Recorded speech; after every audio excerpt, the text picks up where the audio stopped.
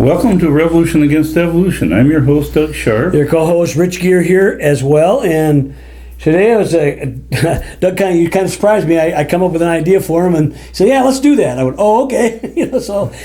Basically kind of like, I want to title this basically the 5 scientific things that scientists believe in about evolution that are not scientific. That's a long title. I don't know what you got a shortened title for that. The 5 big lies. Okay, that's even better yet. Evolutionists must believe. Yeah, and it's because many creationists have made the statement, and I think it's a correct one, that it takes as much religious faith to believe in evolution as it does creation. Right. Okay, we have a theistic background in our belief system, which is true, but they've tried to redefine science as only naturalism. And this is not necessarily, what the word science just means knowledge, isn't it? Isn't that what it means? Mm-hmm. I think, and so the point of it is that some things are very difficult to ever understand without revelation. But that aside, let's talk about things that scientists do claim that they believe in, or they say it's true, or it's a truism, that really are unscientific, Doug. That's right, and I came up with a little list, and these are fairly these are basic, but this is really simplistic. And there's sort of my little generalizations of what they are. And the first one is from nothing comes everything. And the second one, I say rocks are clocks. Okay. And the third one is from spoons to forks. And then the fourth one is dinosaurs is equal to millions of years. And the fifth one is Ape-Men. Okay.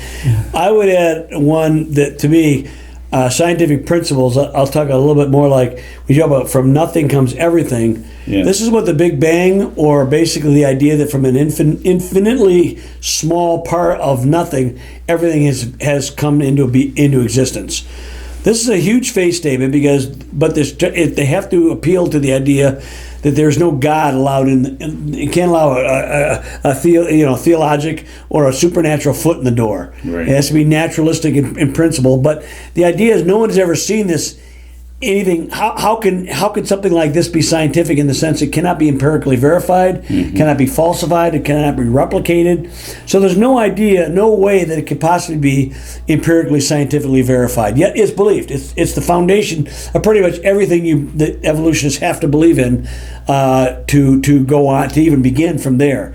And a perfect example of this is the search for life in outer space. We're spending billions of dollars of our taxpayers' money.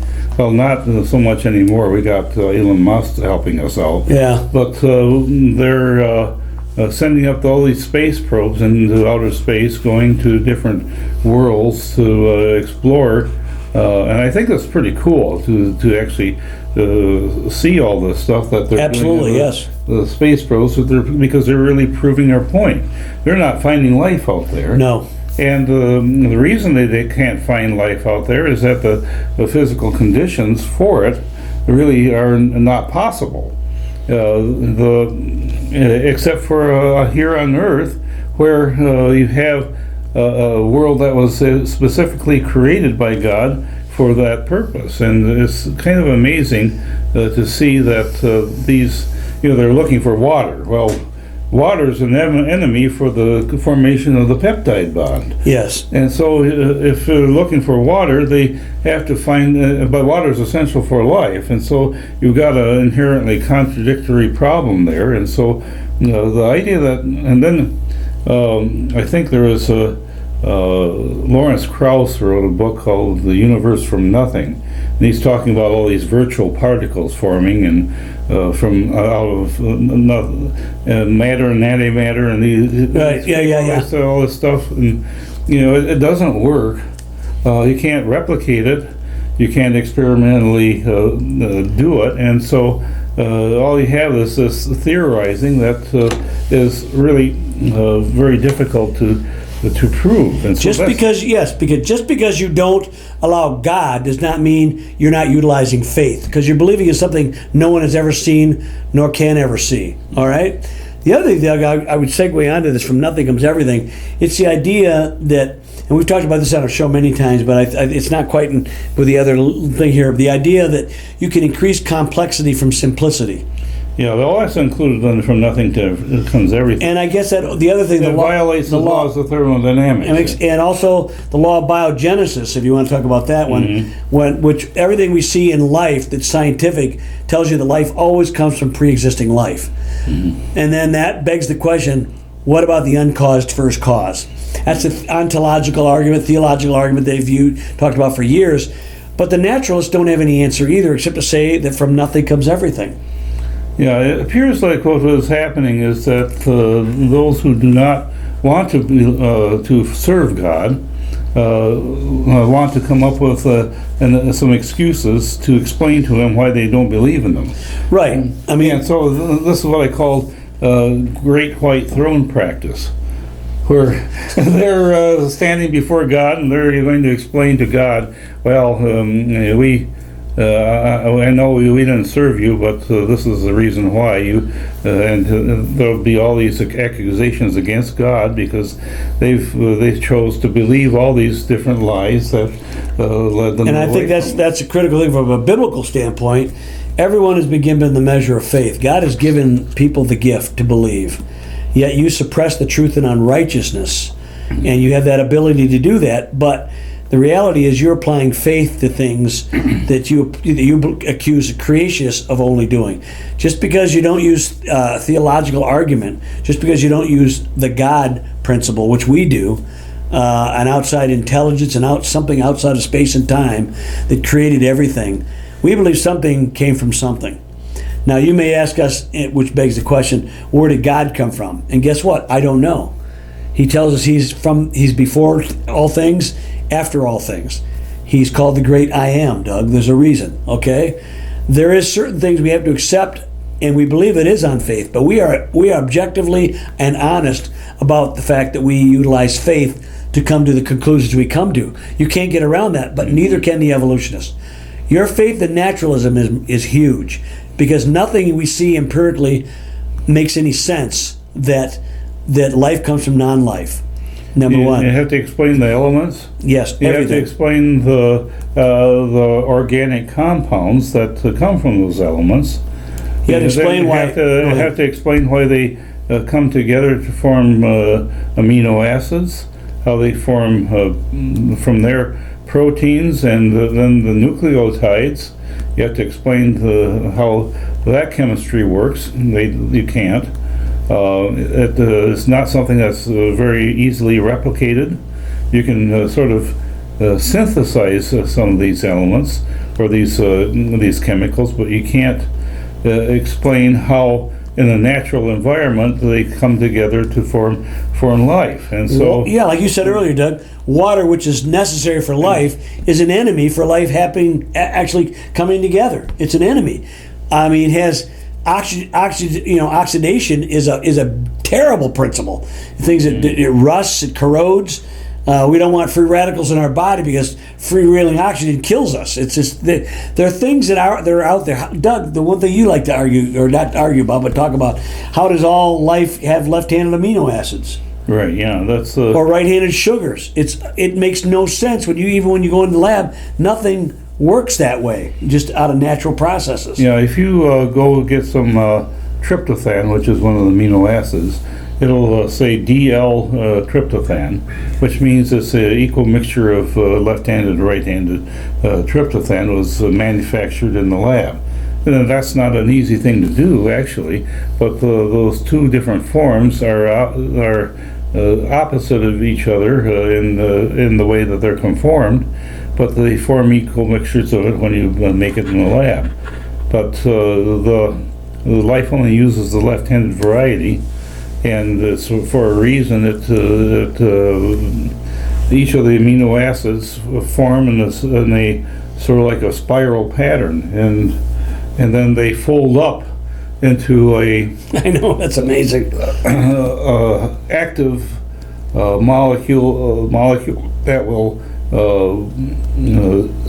synthesize things in your body. They'll catalyze the reactions, and it's a really amazing process. If you study biochemistry, you need to understand that this information you're learning in biochemistry is actually big display of the power of God. Yeah, and I don't want people who are creationists or Christians or believers, when you challenge them and you say something like, well, evolution is only a theory, and they come back with you, yes, but it's so scientifically verifiable. And I said, no, it's not. But here's the thing about it is if it was that scientifically verifiable, it would be called a law, like the law of biogenesis, which means life always comes from life. Life never comes from non-life. That's an unscientific principle. Spontaneous generation has been disproven on a macrobiologic and a microbiologic sense over the years, and it's been consistent all the way through. So they keep going deeper and deeper, but they still get no answers to it. Life always comes from life. Okay, so it would be a law, like the second law of thermodynamics. Everything complex breaks down into non-complex. It basically does not get more complex. Again, that's a contradiction in the scientific principle. It's the opposite of what we've actually seen. And I know that they come up with ad hoc explanations, whether it's a closed system or an open system, but neither one of them help. No, it doesn't. And we won't get into that right now. We got four other points we're going to get through. I don't know, but Doug, I mean, it would be called a law.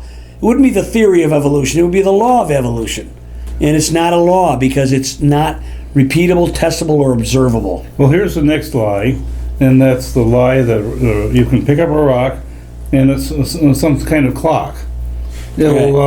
It has a date on it, 250 million years ago. Dinosaurs, 65 million BC. And that's true because that's what it shows in the museum.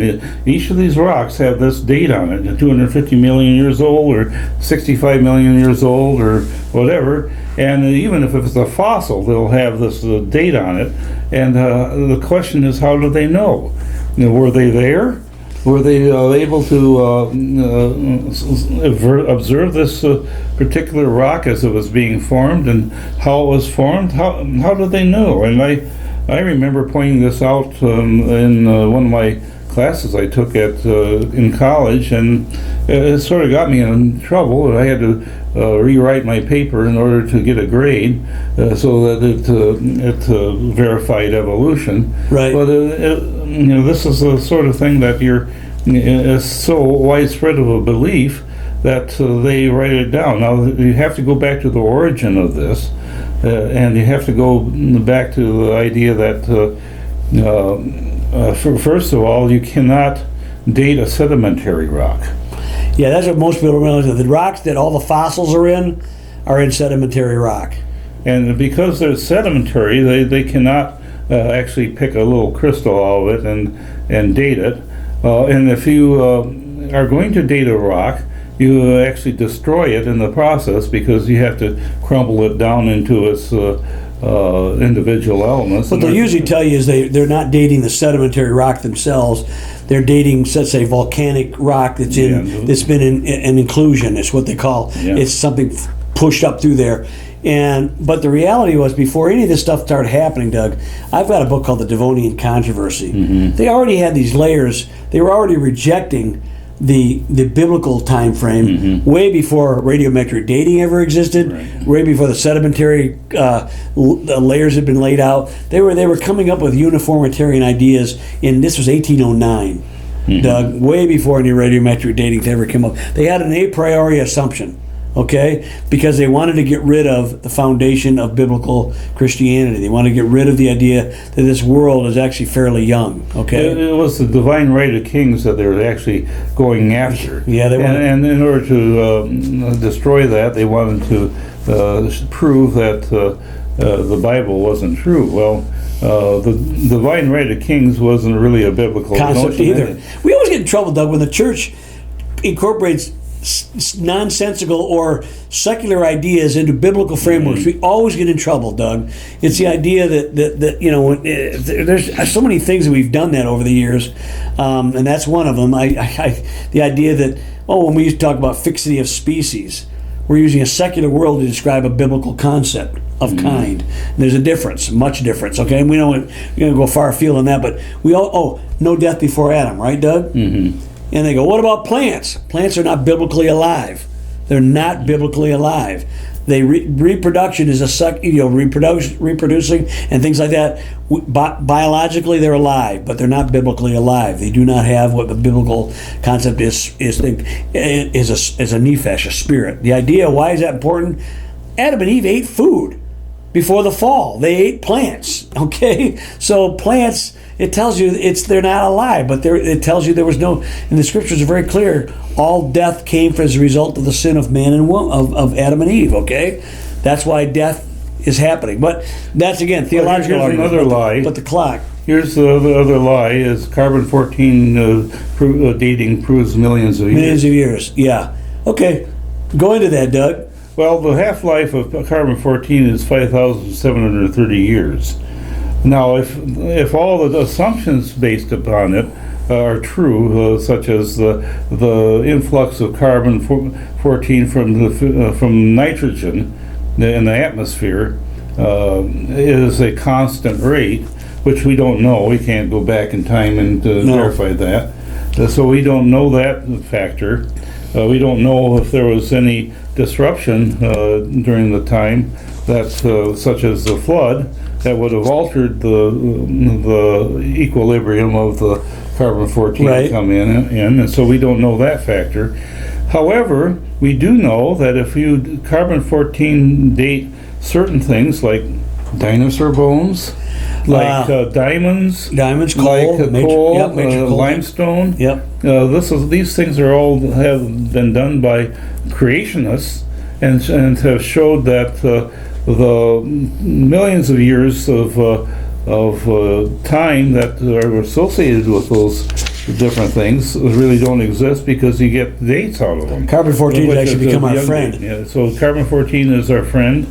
You can look this up if you want to read about it on Institute Creation Research's website. I think they have the entire project, the book, the radioisotope. Well, even using their long age assumptions, Doug. Right. The max you could get for the age of the world would be 100,000 years. I mean, you should not see any carbon-14 in any dinosaur bone. You should not see it in the matrix of diamonds or coal. And you don't see it. So. And you do see it. That's the thing. You see carbon-14 in all of these things. You should not see it. Okay. Right. So anyway, rocks are not clocks. There are certain assumptions, and we understand science is not wrong because they make assumptions. Mm-hmm. But your prejudice allows you what you can see.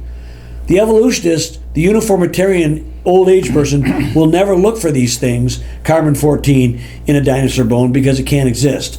Mm-hmm. I will give what was it? What's her who discovered hemoglobin in dinosaur and T-Rex? What was her name? She's an evolutionist. Mary Schweitzer. She's an honest evolutionist. She admitted that there was hemoglobin, which should not. There's no way it could be there 65 million or 100 million years old. But they'll tell you.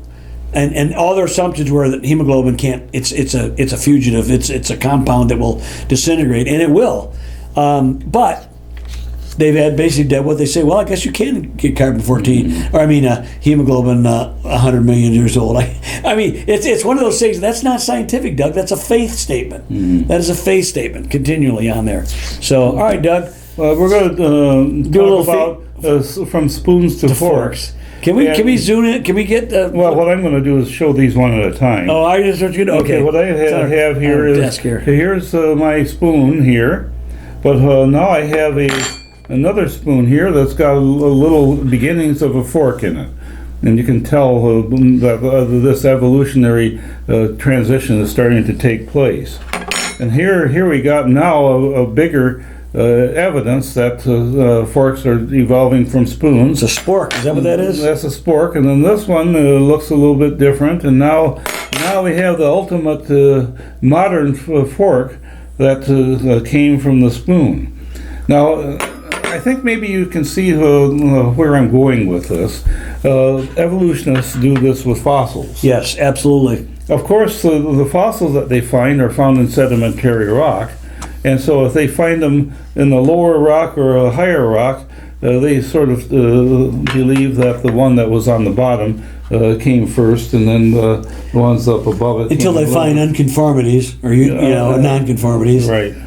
And we're not going to talk about that tonight. That's another lie that they believe. But what you have is what is called homology, and what they do is like the so-called horse series, which shows that they line up different horse fossils in an evolutionary sequence in order to show that there was a transition from one to the other. Right.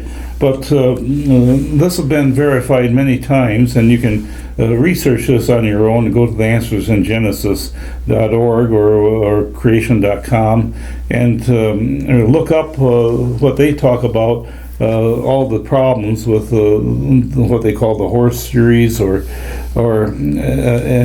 we'll be talking about Ape-Men as well pretty soon. But so, Doug, what's the issue? When we have number one, we find out all of these implements that we eat with were designed for particular things in place. The spoon, you pick up stuff and you can eat with it or mix with it.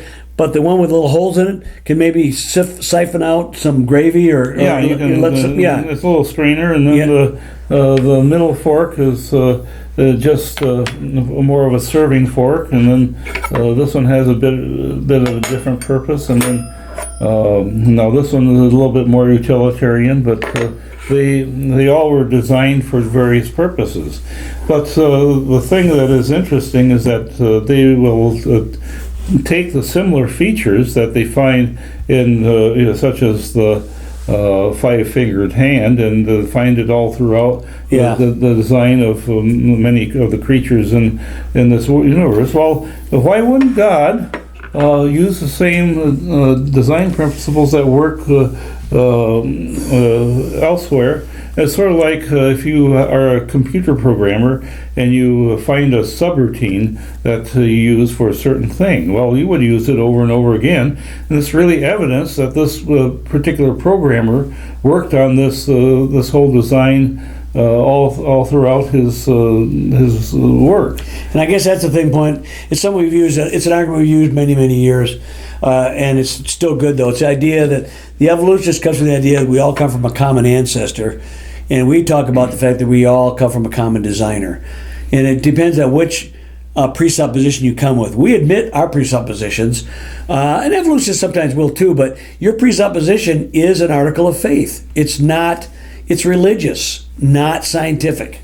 Okay, you must understand that. Your prejudice allows you what you can see. That's why you never look for carbon-14 in dinosaur bones. We did, and we found it. Okay, and the point of it is, those are things you accuse us of, but the reality is, you are just as guilty. Human beings are that. We do come up with assumptions. We do create axioms, but sometimes those axioms need to be knocked on their axiom. That's what the that was good. Anyway, so all right, Doug, let's go from dinosaurs equals millions of years. How about that one? Yeah, that's sort of a mantra. It's something that is taught to the little kids. Okay, in the same breath that they talk about dinosaurs and these big terrible lizards and creatures, they will say millions of years and 65 million years, but up to 250 million years or something like that. The Triassic period goes back to about the proto-dinosaurs.